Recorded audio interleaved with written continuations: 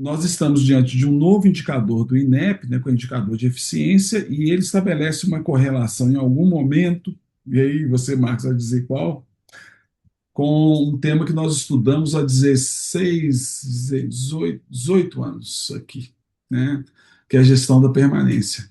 Nós iniciamos esses estudos, a Roberta estava comigo, dos Estados Unidos, né, em 2008, né? A gente foi lá para estudar captação de alunos, era um problema na época, né? Hoje, captação para a gente é muito mais resultado, ou a baixa captação é muito mais resultado do que problema. Quando nós chegamos lá, nós nos encantamos com a gestão da permanência, né? A pergunta que um provost me fez foi como era a evasão no Brasil. E eu disse para ele que não me interessava muito por isso, porque a evasão era mais um fenômeno que havia ocorrido, né? Era uma análise de elevador, né? Subiu tanto, desceu tanto e tal. Não tinha me atentado à época, né, para a importância disso, né? O nosso foco era muito legislação, muito captação, né? E aí ele me disse o seguinte: olha, ao invés de pensar que a evasão é alguma coisa que ocorreu, por que que você não pensa em como evitar a evasão, não é? Que é a permanência. Eles chamavam de retention na época, né? A partir disso, engraçado, assim, isso mudou uma chave na minha cabeça e eu comecei a estudar isso muito. Eu era professor de marketing de serviços, economista, né, de formação, sou formado em ciências econômicas, não sou economista, né? Sou formado em ciências econômicas. Aliás, eu estou tentando não ser economista, mas essa é uma outra história, né? Não estou conseguindo, mas essa é uma outra história para a gente falar num outro momento. Isso mudou a minha chave, porque, veja, a gestão da permanência, ela é hoje, na minha percepção, na minha perspectiva, a atividade de gestão universitária mais bonita que existe. Mais bonita. E é impressionante como a gente demorou tanto para atentar para isso, né? É claro que depois de 2008 nós voltamos com muito conhecimento e fizemos uma tropicalização de tudo que a gente havia estudado fora. Também fomos para a Espanha para olhar isso, né? É, Veja, na Universidade Europeia de Madrid, especialmente, né? Muito focado nessa questão da experiência e na tropicalização. A gente pensou muito na cultura brasileira, né? Como a gente iria implantar isso. Nós não tínhamos, aliás, não temos uma cultura voltada para serviços, né, nas universidades. A gente está muito focado nos nossos projetos pedagógicos, nas matrizes curriculares, na legislação, né, na regulação de um modo geral, que a gente tem que cumprir. Acabamos sendo conduzidos, né, pelo MEC, né? Isso não é a primeira vez, né? Agora o MEC conduz, né, a gestão da permanência. Nós não nos antecipamos, né, enquanto sistema. E ele conduz através da inclusão do tema num indicador primordial, né, que é um indicador de eficiência que o Marcos vai explicar melhor, né? Veja, esse é um contexto geral. A probabilidade que isso pegue é muito grande. Por quê? Porque, historicamente, como eu bem aprendi com a Roberta, né, minha querida irmã e sócia há 30 anos, aprendo todo dia com ela, né? As instituições se mexem muito a partir dos estímulos do MEC. E o MEC tem estimulado muito as instituições para uma nova perspectiva, o que eu chamo até de reconstrução do ensino superior. Tá? E, pelo amor de Deus, gente, não há nenhuma. Não pense que isso é uma afirmação político-partidária, pelo amor de Deus, eu não tenho mais essas ilusões, sabe? Não tenho mais tantas ilusões com esse pessoal. Mas eu preciso reconhecer o seguinte, que o MEC tem trabalhado, tem feito um papel, às vezes se atrapalha um pouco, né? Que não é fácil. Nós estamos falando de um sistema, né, muito complexo, diversificado, né? Num país que é muito grande, né? Com muitas culturas, enfim, de uma história recente no ensino superior, né? Uma história recente, então é complicado, mas ele tem feito seu papel de buscar uma recomposição do valor que é você estar numa graduação, você estar numa universidade. Porque nos últimos digamos, os últimos 30 anos, a gente judiou muito o ensino superior. A gente jogou o ensino superior muito na lama, né? E adotando tudo quanto é tipo de discursos e narrativas para validar o que, na verdade, era a busca pelo lucro só, né? Não que isso não seja importante, né? Nós temos sistema privado, precisa de lucro, né? A grande maioria. Tudo bem, não tem nada contra isso. Mas a gente não pode abrir mão de uma coisa que nenhum sistema que busca lucratividade abre mão. Parece que é só o ensino superior que abriu mão aqui no Brasil, que é a da qualidade, né? Não dá para montar polo em qualquer lugar, não dá para ser de qualquer jeito. A gente não pode aceitar isso mais enquanto sistema. Quando cada profissional da educação aceitar o que foi feito, né, e tentar validar aquilo que não tem, assim, menor justificativa que não seja apenas o lucro pelo lucro, a gente não vai ter um sistema saudável para trabalhar, vamos sofrer muito com captação, com uma grande evasão. Então, parece que o MEC agora lidera o processo de desenvolvimento desse indicador, né? Então, vou passar a palavra, finalmente, né, depois desse preâmbulo aqui introdutório, como diria meu professor da graduação de economia, eu passo para o Marcos, que ele vai dar uma visão muito mais técnica e aprofundada desse indicador, né? Tenho certeza que nós vamos ter um momento rico aqui, a partir de agora. Vamos lá então, né, Meli? Temos aí algumas, como tu disse, alguns estímulos do MEC bastante contundentes chegando aí pela frente. Tá? Eu preciso que tu habilite aí para eu apresentar, porque eu não estou como co-host, hoje eu entrei com a minha senha pessoal e não estou conseguindo apresentar. São pequenas inserções aqui para o pessoal se antenar nessa questão da importância da gestão da permanência. Quando a gente fala em gestão da permanência, a gente está falando, obviamente, de algo que é estratégico para a instituição, dá um trabalho danado tu captar um estudante, captar um aluno, tu colocar ele, matricular, colocar ele dentro de uma sala de aula, para depois, durante os primeiros semestres do curso, ver aquela turma minguando, aquela turma diminuindo, cadeiras vazias, muitas faltas, enfim, o pessoal acaba desaparecendo. Lá pela metade do curso, duas turmas já virou uma virou meia e assim por diante. Só por isso já seria uma baita de um estímulo, né, como para usar a palavra que tu usou, para que as instituições começassem a olhar com carinho e começassem a fazer gestão desse processo. Mas, além disso, além dessa questão financeira, além da questão de credibilidade da instituição, de continuidade dos cursos, agora vem mais um incentivo do MEC. E detalhe, ninguém está falando disso. E não é algo que brotou de ontem para hoje. É um processo que vem se construindo há alguns anos. Tá? Eu já acompanho esse processo que o MEC vem desenvolvendo há pelo menos 4 anos. Tá? Eu vou mostrar para vocês uma linha do tempo, para as instituições entenderem o seguinte: vai acontecer. Tá? Não é algo que está na expectativa, é algo que realmente está para acontecer.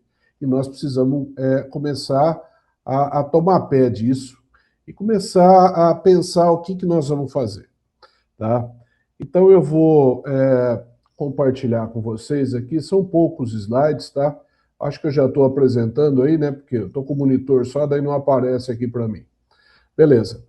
Então, assim, ó, é o início de um trabalho bastante profundo, né, que eu estou elaborando um estudo bem profundo para uma publicação até depois, mas trouxe para vocês os pontos principais que os gestores e os coordenadores de curso precisam conhecer sobre essa nova cesta de indicadores da educação superior do INEP. Esse é o nome, tá? Cesta de Indicadores da Educação Superior do INEP.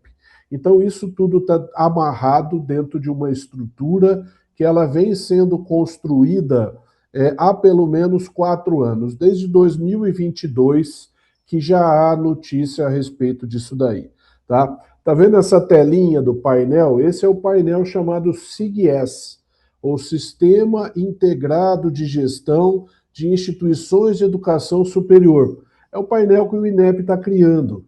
Então, nesse painel, ele já está trazendo os indicadores que vão compor os novos indicadores de qualidade da educação superior. E detalhe, previsão de lançamento para 2026. Isso deve ser lançado esse ano. E vocês vão perceber que isso não é discurso, não é alarmismo. Desde o ano passado que eu já estou falando a respeito desse negócio. Gente, vai chegar novidade, vai chegar algumas coisas que nós precisamos nos antenar e precisamos tomar cuidado. Tá? Então, aqui o que a gente vê, né, que já veio a público, pelo menos para quem sabe olhar nos lugares certos, é um painel onde nós temos ali 5 grandes indicadores, grupos de indicadores, né? Temos indicadores aqui, ó, de condições de oferta, de uma dimensão, né? São 5 dimensões, na verdade. Uma dimensão de oferta, uma dimensão de pesquisa, uma de extensão, uma de resultados e uma dimensão totalmente nova, que é essa dimensão de eficiência, que é o que nós vamos conversar hoje.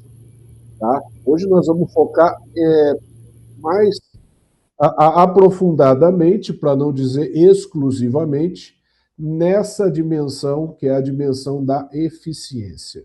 Tá? Porque as demais, elas já têm, parte delas já estão no CPC, parte delas já estão no ENAD, parte já está sendo monitorada pela CAPES, a instituição já tem o hábito de trabalhar, a extensão, muitas já trabalham com a curricularização, tá? Os resultados vêm ali também dos ciclos avaliativos, a dimensão eficiência ela é nova, tá? É uma grande novidade que as instituições vão precisar aprender a fazer gestão disso, tá? Por que eu digo para vocês que isso não é novo? Quando o INEP publicou os resultados de 2022, resultados do ENAD de 2022, ele já publicou um documento técnico, tá? Onde tá ali, tá na página do INEP, tá? Depois eu vou deixar o link aqui para vocês. Tá lá, eu até deixei a data, em outubro de 2023, esse documento foi para a página do INEP, onde eles colocaram o resultado de 2022 e perspectivas para avaliação da educação superior a partir de 2024. Então, quem ficou surpreso em 2024 ou em 2025 pelo que aconteceu, é que não está acompanhando muito bem as publicações do INEP, ou, né, Willy, não acompanha os nossos bate-papos mensais aqui, que a gente sempre está trazendo novidades, sempre está trazendo aquilo que está por vir ainda, tá? Então, lá nesse relatório, ele já falava na criação da cesta de indicadores que permite acompanhar características específicas do curso e as missões institucionais. E já, naquele momento, estava em estudo a criação de indicadores como o indicador de eficiência, tá? Acompanhamento de egresso, condição de oferta, tá? Inclusive já voltados especificamente para curso EAD. Então, tudo que aconteceu, que muita gente acha que aconteceu do nada, o decreto 12.456 foi baixado por isso, por aquilo outro. Isso é resultado de pesquisas, é resultado de análises que vêm sendo feitas a partir, né, ao longo de vários anos. Então, tudo isso já estava sendo discutido e já era público, né, já estava lá no site do INEP, desde a publicação dos resultados de 2022. Então, eu fiz uma linha do tempo aqui para ficar mais inteligível, né, para quem não acompanhou essa leitura toda, porque no meio disso tudo tem atas de reunião da CONAS, né, que eu tenho todas elas aqui. Se alguém tiver curiosidade de ler a ata da CONAS, eu sou uma das pessoas que leem a ata da CONAS, para saber o que está acontecendo, e lá nessas atas a gente encontra bastante coisa interessante. Os documentos técnicos do INEP, todas as publicações, enfim. Então, nós passamos por um período, né, que foi um período de 2017 a 2022, e quem acompanha a avaliação da educação superior há mais tempo deve se lembrar, né, para quem tem os cabelos brancos, que nem eu, ou já não tem mais cabelo, já que nem eu também, que lá em 2017 foi feita a primeira tentativa do INEP de se criar um ENAD das licenciaturas. Não sei se vocês lembram, mas 2017 foi chamado de o ano das licenciaturas, ou do ENAD das licenciaturas, alguma mudança muito grande. Tá? Não deu certo, então esse período de aprendizagem, veio pandemia, aquela coisa toda. Em 2022, eles chegaram no modelo. Tá? Eles encontraram o caminho lá em 2022. E a partir de 2023, pequenas mudanças foram acontecendo, tá? E esses estudos estão correndo paralelamente. Então, aquele anúncio oficial que eu mostrei para vocês de outubro de 23 é um divisor de águas, porque ali o INEP já anunciou oficialmente a proposta da cesta de indicadores. Começa então uma fase de construção. O INEP fez parcerias com 5 universidades federais, Santa Maria, Universidade Federal de Brasília, enfim, eu não lembro todas agora, mas são 5 universidades federais, eu acho que tem um pouco mais na frente aqui quais são elas. Uma está desenvolvendo o painel, a outra está trabalhando cruzamento de dados para gestão de egressos, a outra está trabalhando com a visualização desse negócio todo, enfim. Cada uma destas 5 universidades está trabalhando numa linha de pesquisa diferente. Semana passada foi publicado um livro, tá? Eu não vou nem entrar no assunto do livro hoje, porque eu não acabei de ler. Tá? São 200 e tantas páginas de livro, para que a gente possa entender esse processo detalhadamente. Tá? Então, essa fase de construção começou em 2024, se consolidou em 2025, com a confirmação destas 5 dimensões.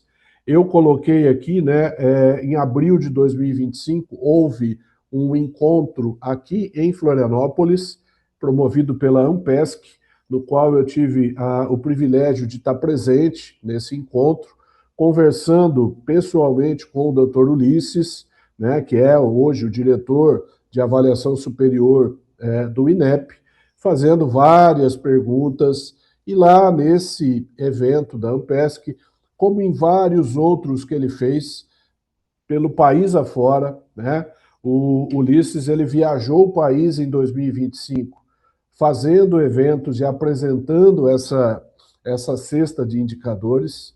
Tá? Eu coloquei o da Ampesc, que era o que eu estava presente, e mais para o final do ano no encontro do censo. E nós estamos agora na fase de lançamento oficial da plataforma e a divulgação dos resultados do ENAD 2025, todos os cursos, ENAD, CPC e GC e os demais indicadores, já está previsto para ser feito nesta nova plataforma. Ah, Marcos, tu está viajando. Não, não estou viajando. Está lá no site do INEP, ó. Relatório Anual de Atividades e Gestão do INEP 2025, publicado em 31 de março de 2026. O que diz esse relatório anual? Tá? Ele traz várias informações e uma delas, a inovação que ele traz, ó, proposição de divulgação dos resultados do ENAD 2025 por meio da plataforma Cesta de Indicadores. E aí vem outra coisa que eu estou falando há vários meses, o pessoal acha que não, mas isso é loucura da tua cabeça, gente, não é. O que o INEP coloca como desafios para os próximos anos? Está na página oficial deles, tá? Deixei o link aqui, ó. Depois nós vamos mandar essa apresentação para vocês, está ali, ó. Se vocês procurarem Relatório Anual de Atividades de Gestão do INEP 2025, vocês vão chegar nessa página. replicar as melhorias do ENAD das licenciaturas e do ENAMED para as outras modalidades teóricas do ENAD. Quais são as melhorias das licenciaturas e do ENAMED? TRI, ANGOF. Tá?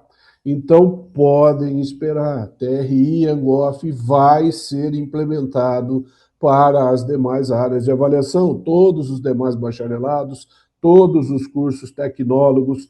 Como vai ser isso? Eu não sei, né? Mas não é difícil fazer. Então cursos que são cursos pequenos. Cursos de artes também é pequeno, letras espanhol também é pequeno, e foi feito, tá? Então, assim, vai acontecer. Pode ser que não aconteça esse ano, de 2026, mas vai acontecer. A gente precisa estar preparado para isso. Então, esse aqui é um resumo, tá? Sobre a evolução da avaliação no ensino superior, rumo à cesta de indicadores. Eu coloquei 2004, 2026, porque 2004 todo mundo sabe que é quando foi publicada a Lei dos Sinais, né? Então, esse material aqui, eu estou terminando esse material todo, que nós vamos fazer, né, uma discussão mais aprofundada a respeito desta cesta de indicadores de uma forma completa, tá? Olhando para cada uma das 5 dimensões. E aí a Roberta está olhando, ela vai olhar uma dimensão, o Willi vai olhar outra. O nosso foco hoje aqui é a dimensão da eficiência. Essa dimensão da eficiência, ela trata de ocupação de vagas, ela trata de evasão, ela trata de taxa de conclusão e de permanência, né? O Willi lembra bem, né, as nossas discussões aí a partir de 2022, quando o INEP começou com esse movimento. Eu falei, Willi, eu vou atrás de construir uma ferramenta para fazer gestão desse negócio, tá? E, gente, trabalhei 2 anos nessa ferramenta. Comecei no final de 2022, terminei ela no final de 2024. Essa ferramenta hoje ela está pronta, tá? Essa ferramenta hoje ela ajuda as instituições a entender esse assunto que o Willi domina muito mais do que eu. Eu só vou mostrar essa ferramenta, depois já vou devolver para o Willi, porque ele fala de gestão da permanência muito melhor do que eu, para que as instituições possam acompanhar curso a curso, unidade a unidade, ano a ano, como andam estes indicadores que o INEP vai começar, ou não é que vai começar, já está monitorando. Tá? Os estudos do INEP apontam que este indicador começou a ser monitorado em, pasmem, 2014. Tá? Então, nós já temos uma série histórica consistente e estes indicadores eles vão impactar no conceito das instituições e dos cursos. Por quê? Pensa comigo, 2 instituições, curso de pedagogia, os 2 tiraram o conceito 5 no ENAD 2025. Não importa a modalidade, isso para mim não tem o menor significado, tá? 2 cursos que tiraram o conceito 5 no recém-publicado relatório da pedagogia de 2025. Um curso formou 2 estudantes. Outro curso formou 200 estudantes. E os 2 tiraram o conceito 5. Para tirar conceito 5, a gente sabe que tem que ter no mínimo 90% de estudantes acima do básico. Aquele curso que formou 2 estudantes, os 2 estavam acima do básico. Ótimo, maravilhoso. Só que aquele curso que formou 200, ele colocou no mercado, no mínimo, 180 profissionais acima do básico. Entendem a diferença? E entendem por que as notas 5 elas não podem ter o mesmo peso? E outro detalhe, aquela que formou 2, eu duvido muito que ela só tinha 2 vagas autorizadas anuais. Normalmente tem 50, 100, 200, 500, 1000 vagas autorizadas. Ou seja, não preenche as vagas que tem dificuldade em manter os estudantes e aqueles que ficam até o fim, na maioria das vezes, são estudantes excelentes, que já às vezes já são profissionais, que estão no mercado e que estão numa trajetória um pouco diferente da maioria. Oi, Roberta, pode falar, fica à vontade.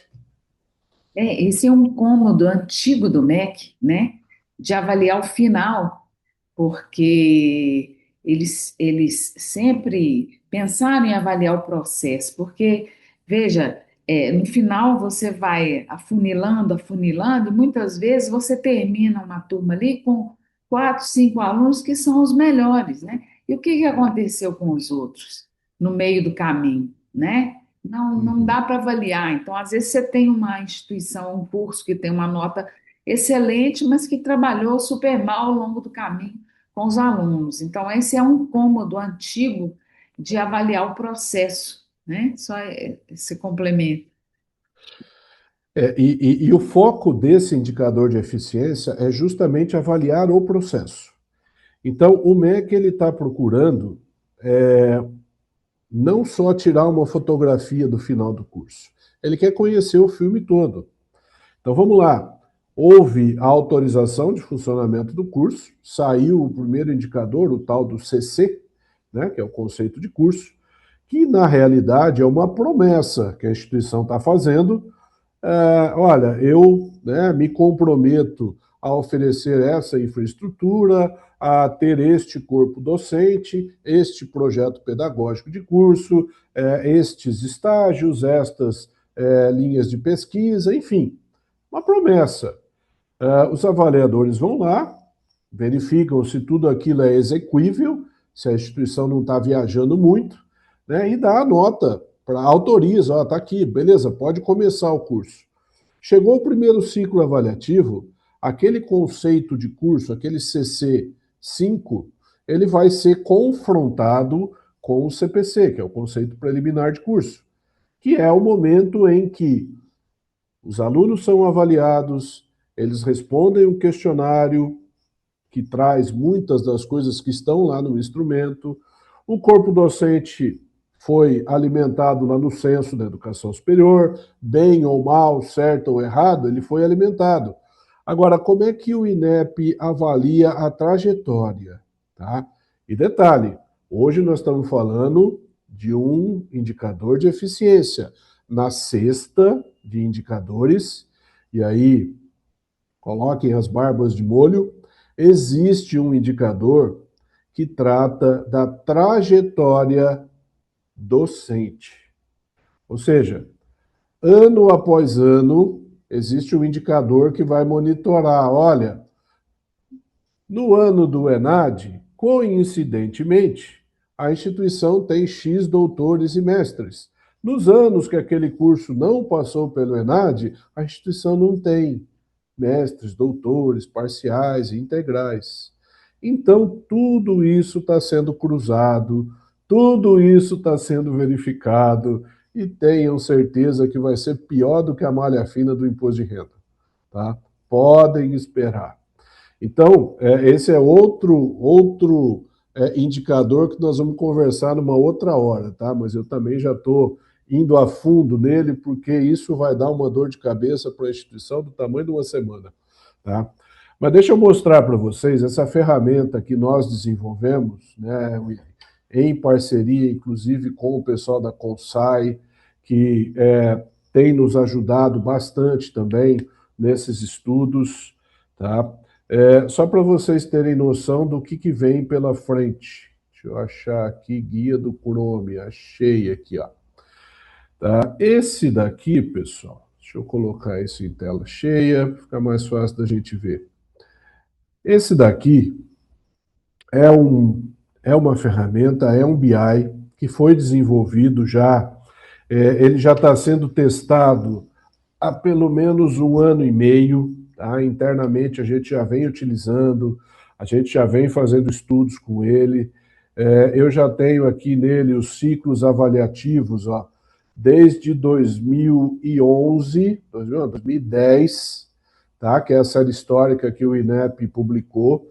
Eles estão trabalhando hoje com análise do ciclo de 2014. Tá? Por que 2014? Porque 2014 ele começa, né, o primeiro ano de monitoramento é 2014 e o último ano de monitoramento dele é 2023, ou seja, eles acompanham os alunos durante 10 anos. Todos aqueles alunos que são declarados pelas instituições no censo, no ENAD, como concluintes ou não, como ingressantes ou não, ele é acompanhado dentro desse indicador de fluxo. Tá? O que nos traz esse indicador de fluxo da educação superior? Tem alguém esperando para entrar ali. Tá? Eu não consigo liberar agora, eu acho que o Willy consegue. Esse indicador de fluxo da educação superior, ele vai nos mostrar, aqui nessa linha azul, tá? É a taxa de permanência, ou seja, ao final do primeiro ano, quantos estudantes daqueles que se matricularam permanecem no curso, permanecem matriculados. Quantos estudantes abandonaram o curso já no primeiro ano, que é a taxa de desistência acumulada? E quantos estudantes concluíram o curso naquele primeiro ano? Tá? Aí a taxa de conclusão, ela tem alguns viés, tem aquele pessoal que vem de trancou, volta, falta pouco, enfim, tá? Por isso que sempre dá um pouquinho ali, menos de 1% desses estudantes. E aí, ao longo dos anos, conforme os anos vão passando, ó, no segundo ano, né, lembra que lá no primeiro ano a gente tinha uma taxa de desistência acumulada de 13,12%. No segundo ano, a taxa de permanência, ou seja, ao final, né, do segundo ano, de cada 10 alunos que entraram, ou né, de 100 alunos que se matricularam, em torno de 30 alunos já desistiram ao final do segundo ano. Isso aqui nós estamos olhando todos os cursos, todas as IES do Brasil todo, tá? Dentro de um recorte bem amplo. Ao final do terceiro ano, em torno de 40% dos estudantes já desistiram. 51% continuam matriculados. O INEP está acompanhando e o indicador de eficiência, provavelmente, ele vai ser construído sobre o resultado do quinto ano. Ou seja, ao final do quinto ano, quantos estudantes ainda permanecem matriculados e quantos já evadiram? Olha a taxa de desistência ali, 52,7%. Então, aqui nós temos as informações de todas as IES do Brasil inteiro, tá? De todas as áreas de avaliação, de todos os cursos. Eu vou pegar aqui, ó, só para a gente ver, pedagogia, que está tão, né? O pessoal está falando tanto da pedagogia nesses dias. Observem que quando eu seleciono um curso, a curva já muda, tá? Então, tá vendo como a curva da pedagogia já é diferente? Nós temos aqui ao final do quinto ano, ó, 46,38% de desistência. Eu posso ver por modalidade também. Eu quero ver só o presencial, como é que é a taxa de evasão no presencial, muda pouco. Como é que é a taxa na EAD? Também, ó, já tem uma diferença significativa aqui. Enfim, tá? A gente consegue nessa ferramenta fazer todos os filtros que a gente precisa. E mais, eu posso olhar curso a curso. Então, esse primeiro curso, que eu nem sei de quem que é, tá? Tem um comportamento, olha que comportamento bizarro. Se a gente pensa, por exemplo, vou pensar agora como gestor desse curso aqui, dessa instituição, tá? Até o terceiro ano, eu tenho 26,9%, 27% de taxa de desistência. No quarto ano, essa taxa ela sobe, mas sobe não tanto. Ela tem uma escalada grande, ó, nos primeiros 3 anos do curso. Aí ela já começa meio que a equalizar. Tá? Então, eu preciso intervir nesse curso até o final do segundo ano, para evitar essa evasão. Olha esse segundo curso aqui, ó. Estou pegando pelo código aqui para não expor ninguém. Cruzes. Olha a evasão desse curso aqui, ó, lá no terceiro ano, é um curso pequeno também, né? Foram matriculados aqui, ó, 36 alunos. Ao final do terceiro ano, todos os 36 já tinham evadido. Ou seja, esse curso aqui não formou ninguém.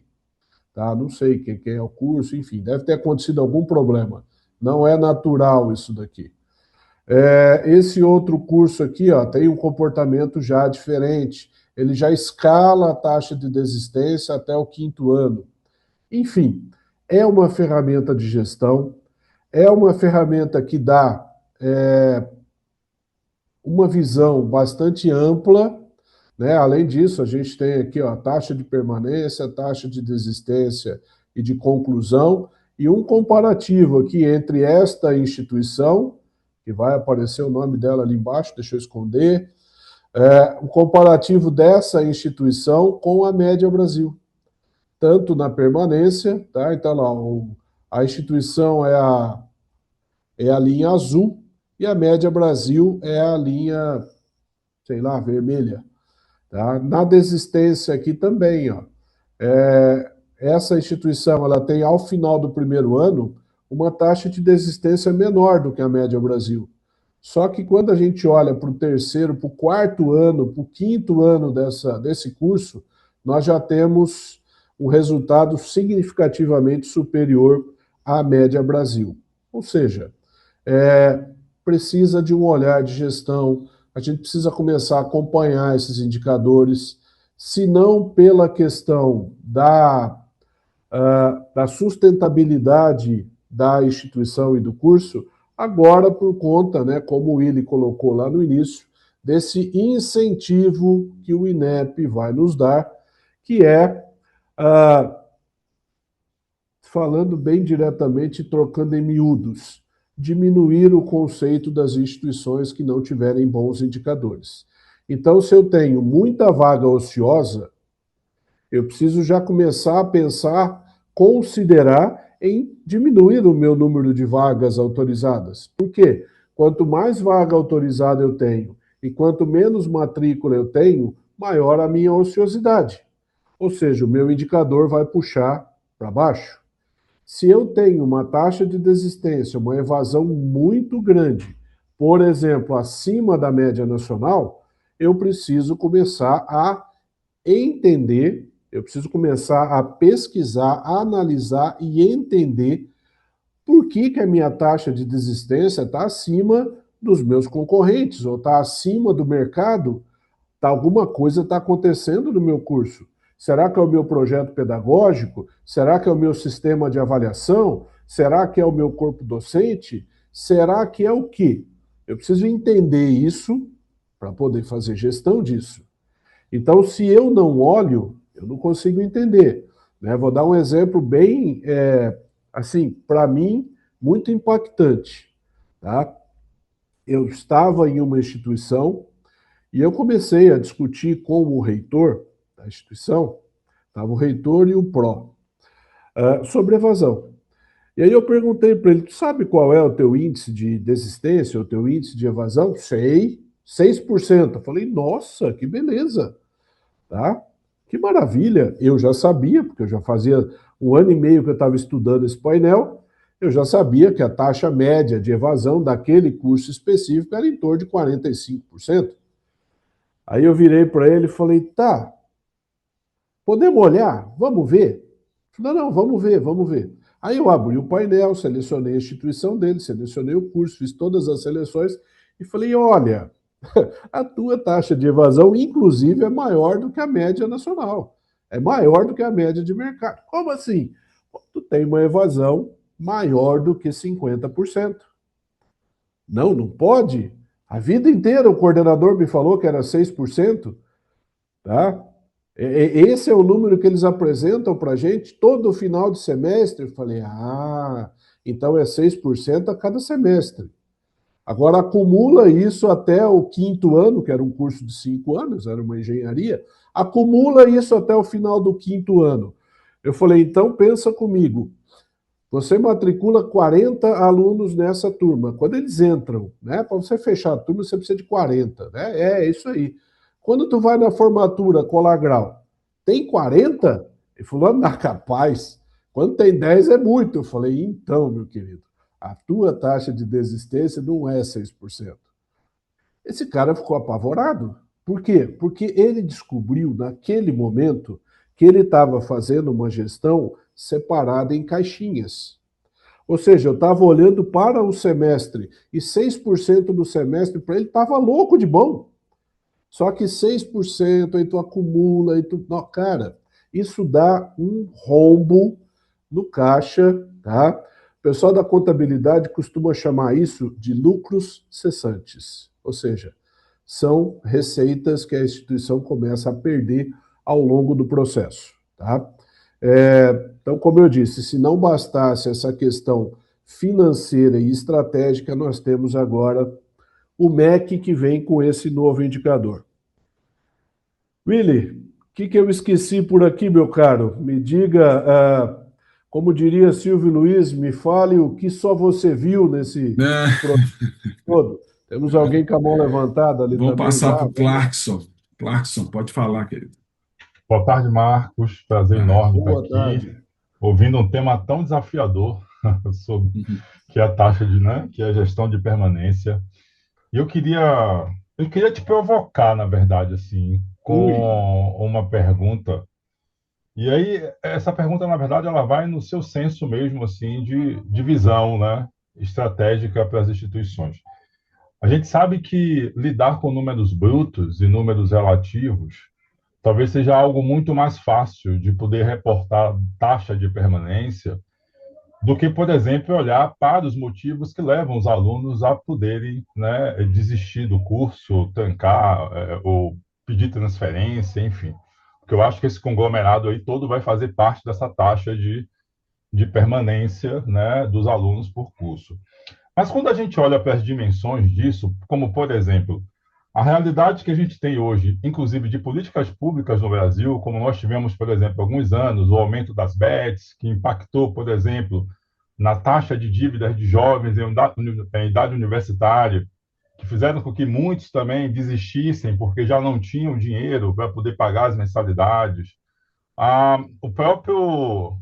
Os próprios sistemas de financiamento do governo, né? Tivemos um ano, né, no governo anterior que isso foi retirado, isso foi um caos para as universidades, porque muitas acabavam, né, tendo como receita principal o FIES e outros desdobramentos de financiamento no país. Eu tenho um aluno na instituição que eu trabalho aqui, inclusive, que ele está sendo cooptado pelo tráfico para poder deixar a universidade para trabalhar para o tráfico de drogas. Então, imagine que a gente tem aí múltiplos fatores que podem levar a isso. E quando eu penso em gestão, eu penso que isso é extremamente desafiador para poder pensar especificamente no número, né, que vai levar o meu curso a obter a nota 5. Via de regra, aqui na Escola Bela de Medicina, em Salvador, o curso de Educação Física que eu coordeno é um curso que é nota 5 no ENAD, inclusive nos dois últimos ciclos, né, de avaliação. E quando eu olho a taxa de permanência do meu aluno no meu curso, a gente tem um curso menor, que é um curso com 30 vagas, mas é um curso que, do ponto de vista socioeconômico, eu não posso comparar com medicina, porque o meu aluno, no curso de educação física, ele já entra pensando em fazer o estágio para ajudar ele a pagar a própria universidade, a mensalidade. Diferente de um aluno de odonto, de medicina, né, de cursos onde a característica, o perfil desse aluno é completamente diferente. Então, assim, a minha provocação para você é o seguinte: como é que a gente lida com essa diversidade de fatores que levam a aumentar a taxa de permanência, pensando em políticas institucionais que possam fazer com que esse aluno aí consiga permanecer durante todo esse ciclo de formação dele? Obrigado. bom, vamos lá. Essa é uma grande provocação, tá?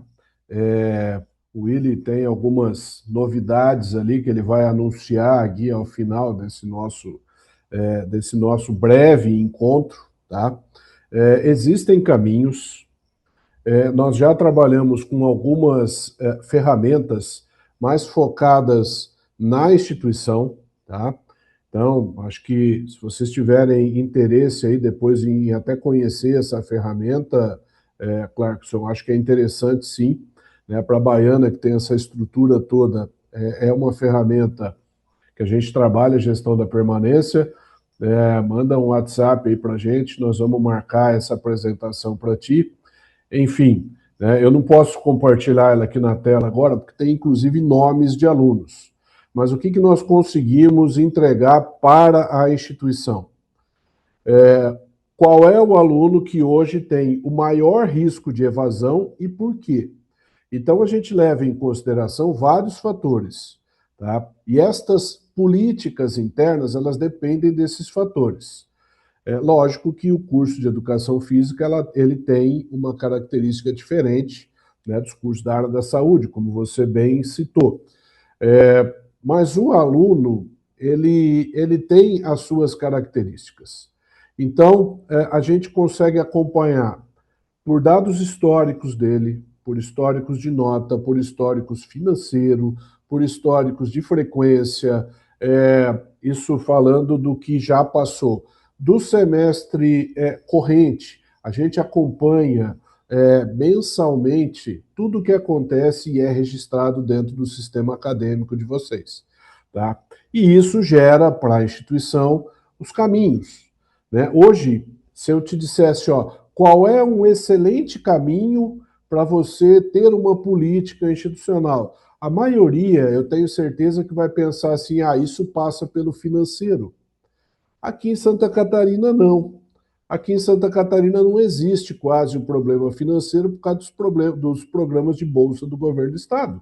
Então, aqui, o movimento é diferente. Tá? Isso é mais pedagógico, passa mais pelo senso de pertencimento.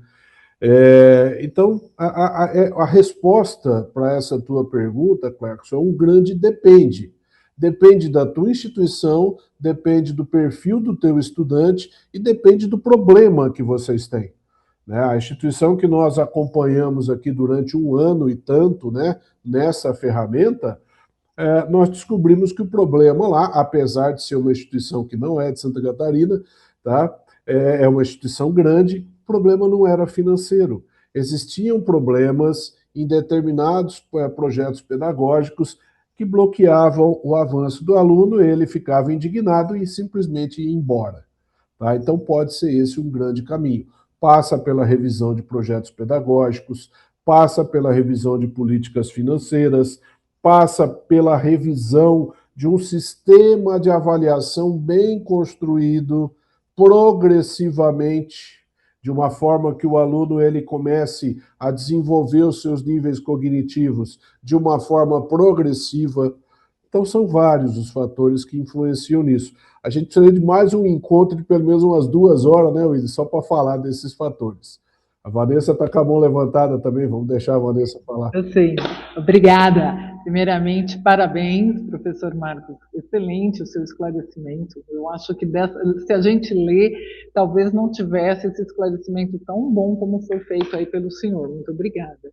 E eu gostaria de perguntar se esse indicador de eficiência, ele também vai avaliar a taxa de empregabilidade após o aluno, né, o nosso egresso aí, se isso será também avaliado. E em relação também a um instrumento de avaliação, então serão 8 dimensões, é isso? Não, são 5 dimensões, tá? E nessas dimensões, a dimensão de eficiência, ela não vai trabalhar em empregabilidade, tá? Mas existe uma outra dimensão, que é a dimensão de resultados, que nessa dimensão de resultados, sim, entra a empregabilidade. Inclusive, nesse livro que eu estou lendo, que depois, né, a gente vai... Já está público, né, mas eu não tive autorização ainda de compartilhar, mas depois eu compartilho com vocês. Ele já explica, inclusive, como é que eles estão calculando essa empregabilidade, tá? O que eles estão fazendo? Eles estão pegando o CPF do aluno, que é informado como egresso, estão pegando os dados do diploma digital, vocês não pensem que o diploma digital foi feito à toa, né? Então eles estão indo lá no dado do diploma digital. Primeiro eles vão olhar o seguinte, será que a instituição escreveu no ENAD todo mundo que realmente está se formando? O diploma digital vai entregar isso. tá? Então, para quem tem o hábito de esquecer, de repente, um ou dois alunos, né, uns 50, 100 alunos, colocar só os bons, deixar os ruins de fora, o diploma digital já vai entregar, tá, gente? Vocês não tenham dúvida disso. Então, eles pegam estes CPFs, estão cruzando com dados da RAIS, tá? Então, e é uma das instituições dessas parceiras do INEP, não vou me lembrar agora qual que é, eu acho que é a UFSCar, tá? Que está fazendo esse trabalho de consolidação do concluinte, que teve o seu diploma emitido pela instituição, e eles estão acompanhando esse concluinte durante os 3 anos seguintes à formação dele. Ver, e cruzando isso pela RAIS para ver se ele está empregado, se ele está empregado na área de atuação dele e qual é o salário médio dele. Tá?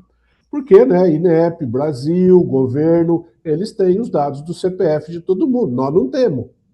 Nós não conseguimos cruzar o CPF pela RAIS. Eles conseguem.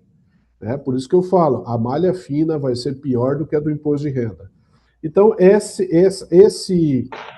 parte, Vanessa, da empregabilidade vai estar numa outra dimensão, que é a dimensão de resultados.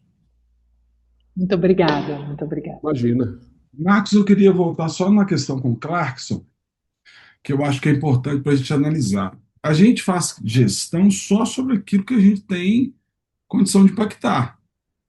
Então, veja, nessa questão, uma coisa que eu aprendi sobre gestão da permanência é que nós vamos ter alunos que vão invadir, não importa o que você faça. Você tem um centro de excelência com serviços maravilhosos, ele vai invadir. Porque ele escolheu o curso errado, porque a família dele vai mudar para outro lugar. Tive muito esse problema em Mato Grosso, né, numa cidade, Cuiabá, que tinha uma mobilidade muito grande de famílias ali, né, de outros lugares que iam para outras cidades e a instituição perdia, simplesmente porque a família mudava, ele tinha que mudar junto, não tinha como, né? É, e tem aluno que vai permanecer, não importa o que você faça, você pode maltratá-lo de tudo quanto é jeito, mas parece que é da pessoa com uma certa motivação que vai até o fim, né? Enfim. Mas tem ali, né, um conjunto de alunos, e é a maior parte, que a gente precisa entender bem, né? Agora, tem uma coisa, conhecendo a sua instituição um pouquinho, do jeito que eu conheço, que é uma instituição que tem uma baita identidade, é uma instituição que tem uma baita seriedade com o aluno, né, preocupada com o serviço. Claro, toda organização tem problemas, né?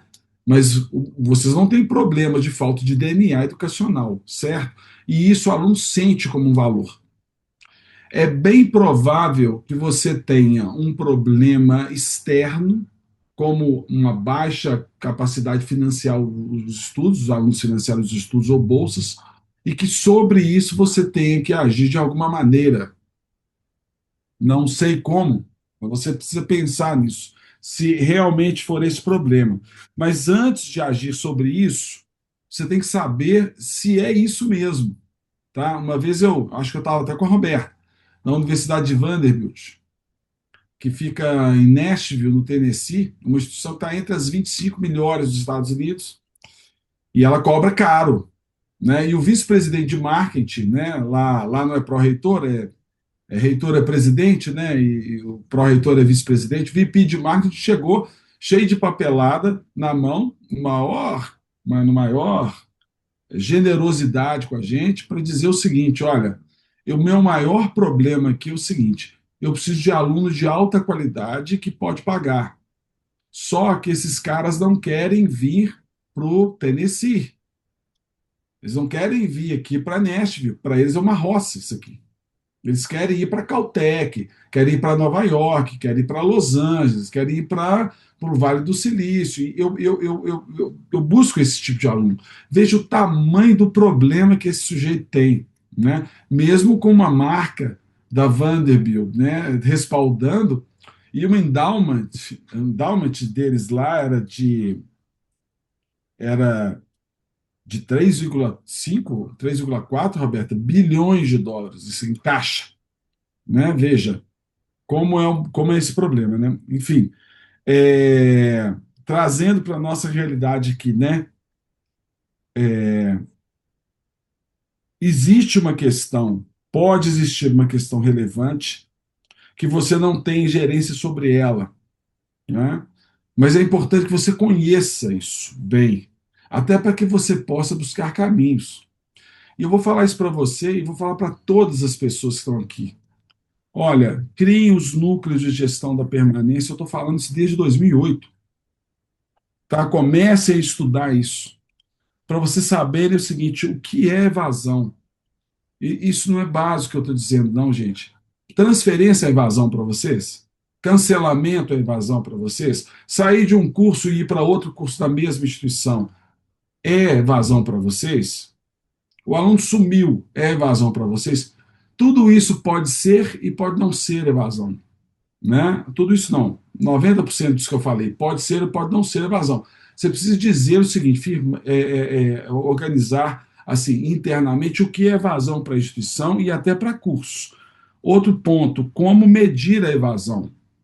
A gente pode medir evasão de tudo quanto é jeito, inclusive do jeito errado, né? O Marcos mostrou um jeito errado aí no exemplo que ele deu. Então, isso também é importante. A partir de quais cortes nós vamos medir? E com quais cortes? É importante para mim medir a evasão mensal? Pode não ser e pode ser. Por exemplo, se eu tenho um curso que tem uma alta taxa de evasão no primeiro mês, é importante que eu faça essa medição semanalmente. Então, depende, como o Marcos disse, de cada situação. Então, esse núcleo precisa entender isso. Por que ela acontece? Isso está muito vinculada à equação natural de valor, que valor é igual a benefícios menos custos, então tem uma técnica, uma ferramenta para a gente usar, e aí a gente vai para como evitá-la. É a partir daí que a gente vai para como evitá-la. Então existe um processo. Bom, novidade boa para vocês, e eu acho que foi por isso que eu fui convidado para esse evento, porque o Marcos tocaria isso tranquilamente, né? Com os dados e a ferramenta que ele tem, é que a Carta Consulta lançou há 3 anos atrás um programa de mentoria. Então, todas as quartas-feiras, de 7 às 8 horas da manhã, nós nos reunimos, algumas pessoas que fazem parte, inclusive, e discutimos questões estratégicas a partir de um octógono, que é uma metodologia, etc, etc. Isso está sendo um sucesso, principalmente para as instituições de ensino que não podem pagar no planejamento estratégico, que é caro. Como é escalável, isso foi uma inovação que deu muito certo para a gente. Então, a gente discute questões estratégicas a partir de um octógono, todas as quartas-feiras, enfim, em 1 hora, né? E agora, a gente vai lançar, possivelmente na próxima semana, eu e o Marcos, nós vamos lançar um programa de mentoria em gestão da permanência. Porque o Marcos já tem a ferramenta, ele já tem uma grande experiência nisso. A gente tem toda a base conceitual, teórica e prática de implantação em algumas instituições de ensino, além de todo um background de marketing de serviços e campus experience que a gente desenvolveu ao longo dos anos. Bom, não pode ser caro, não pode ser apenas para uma pessoa na instituição de ensino, e vocês vão ficar sabendo disso, né? Claro, porque vocês participaram desse evento, estão sabendo agora, mas vocês serão comunicados aí com,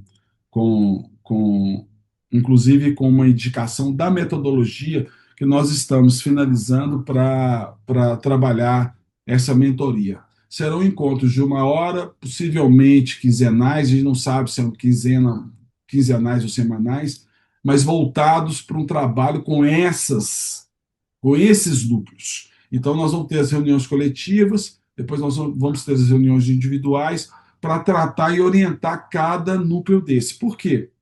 O que a gente percebe? É que as instituições até implantam os núcleos de gestão da permanência. Só que é o seguinte, elas não sabem por onde começar. Então, esse é um problema. Sabe por onde começar. Então, essa desorientação, ela é comum. A gente não estuda gestão da permanência, né, na escola, a gente não é obrigado a saber, e eu acredito que essa mentoria vai ajudar muitas instituições de ensino nesse conceito, nesse indicador de eficiência, Marcos, e também salvar receitas, né, gente? É importante para a gente, né? E Então responder vocês, perguntas como essa que o Clarkson fez, né? Clarkson, Ah, a qual é Vanessa, o que a gente, o que a Vanessa colocou também, de acordo com o curso X, qual é a melhor ação a ser desenvolvida, é, tá?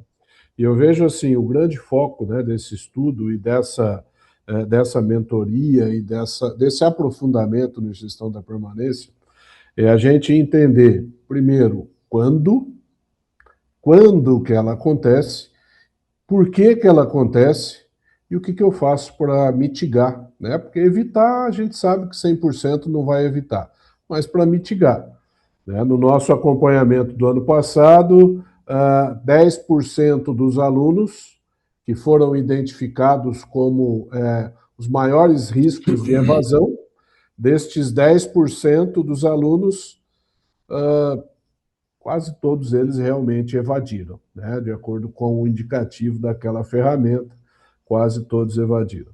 é até para dizer, Marcos, qual é a vazão, a taxa de evasão no Brasil?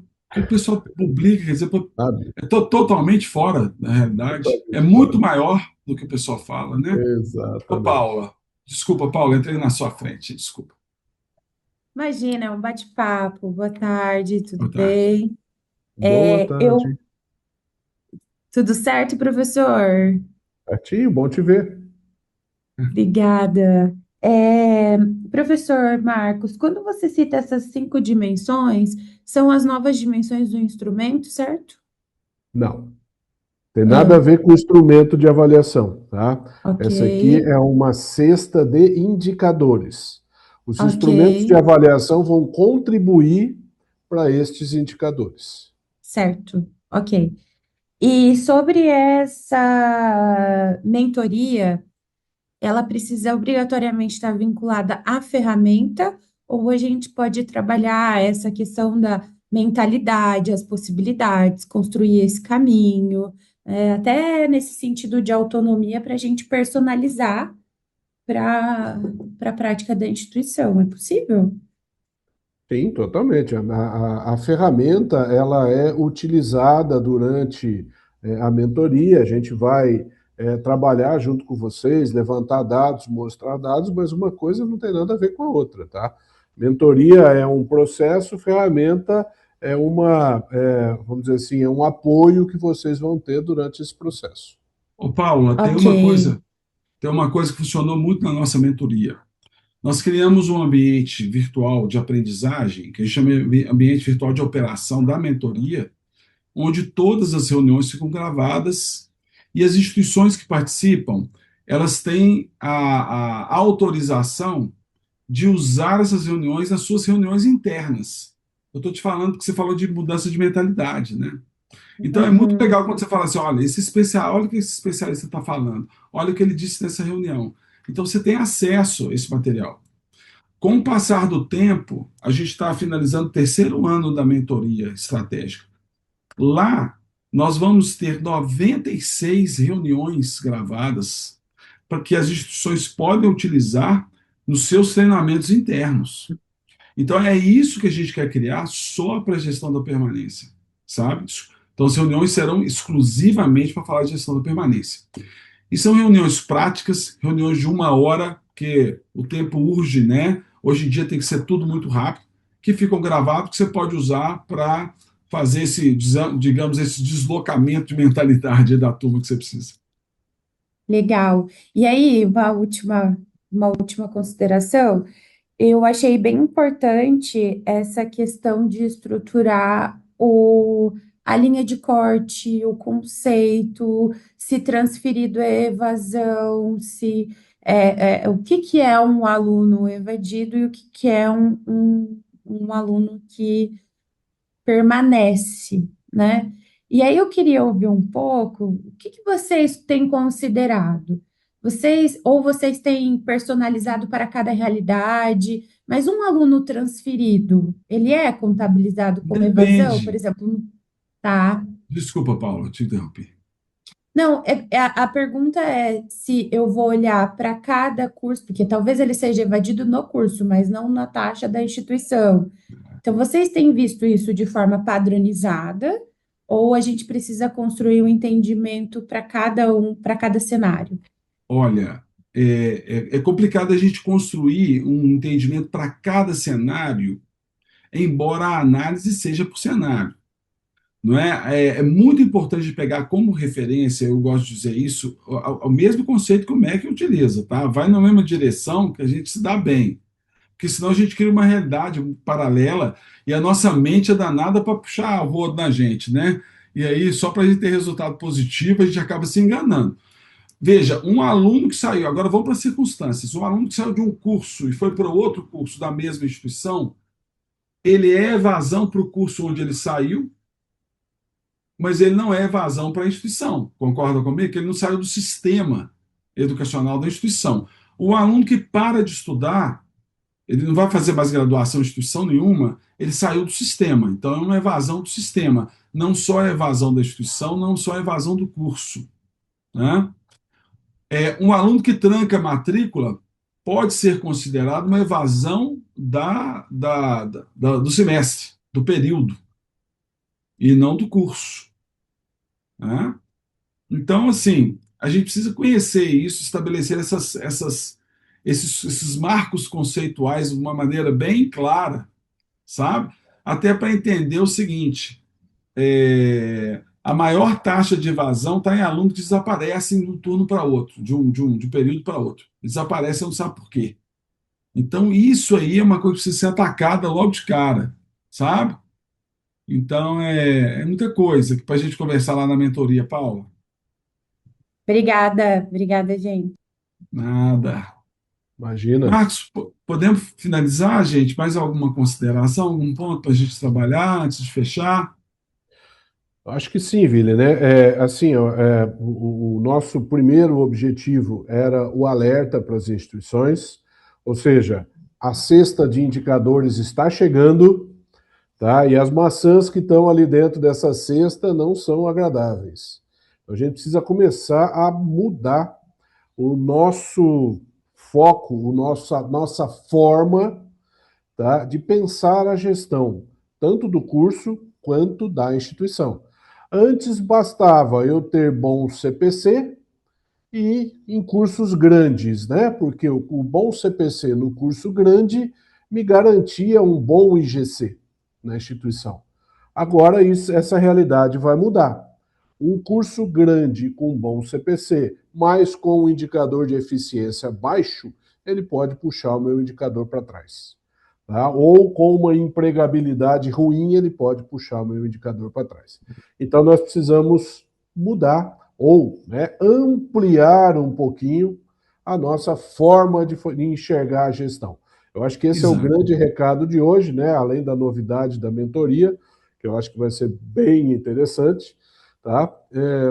Fico aí à disposição dos colegas, das instituições que estiverem dúvida depois, podem entrar em contato aí, todos me conhecem já lá no LinkedIn, a maioria já tem o meu WhatsApp aí, fiquem à vontade sempre que precisarem, pessoal. Obrigado pela participação. Para aqueles que vão assistir depois também, fica o mesmo recado. Pessoal, um abraço. Até a próxima. Tchau, tchau.